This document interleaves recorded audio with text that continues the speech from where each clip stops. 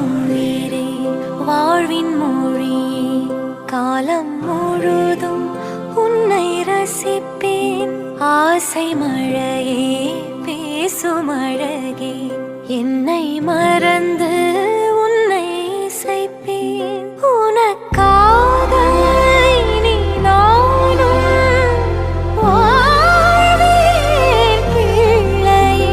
திருக்கோவில் மணி போல உன் சொல் கேட்கிறேன். உன்னை தாண்டி பேரழகு எதுவும் இல்லை இங்கே.